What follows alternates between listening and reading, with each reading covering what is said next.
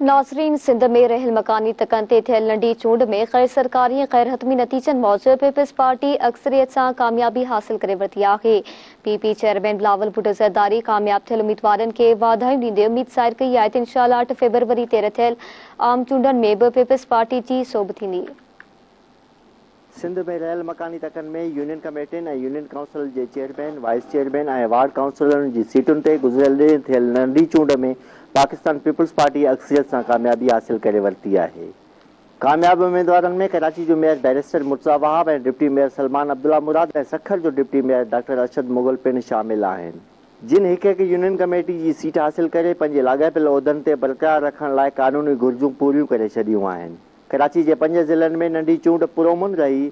सदर town, Maripur town, Gadap town, Malir town, Jamshed town ऐं Nazimabad town में वोटरनि पंहिंजे हक़ जो इस्तेमालु कंदे 3 यूसी चेयरमैन, 3 वाइस चेयरमैन ऐं 3 वार्ड काउंसिलर चूंडिया। गैर सरकारी ऐं गैर हतमी नतीजनि मूजिब कराची में पाकिस्तान पीपल्स पार्टी मजमूई तौर ते 5 सीटूं खटे वरितियूं, जॾहिं त जमायत इस्लामी नाज़माबाद ऐं जमशेद टाउन में जनरल काउंसिलनि जी 2 सीटुनि ते कामयाबी हासिल कई। उनखां अलावा यूसी सदर टाउन में वाइस चेयरमैन जी सीट पीटीआई जे हिसे में आई। मलिर टाउन में जनरल काउंसिल जी सीट ते आज़ाद उम्मीदवार कामयाबी हासिल कई।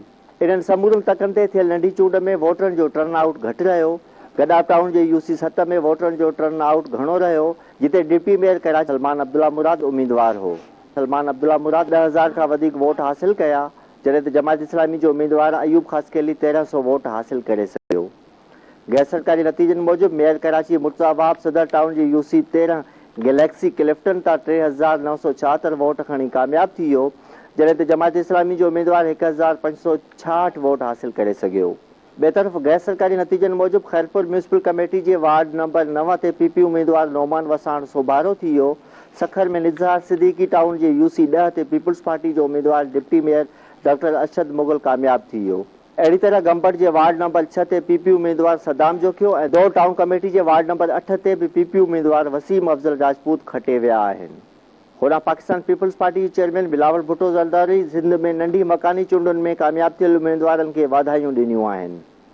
संदसि चवणु आहे त गैर सरकारी नतीजनि मूजिब पाकिस्तान पीपल्स पार्टी सिंध जे ज़मीनी मकानी चूंडुनि में कामयाबी हासिल करे वरिती आहे।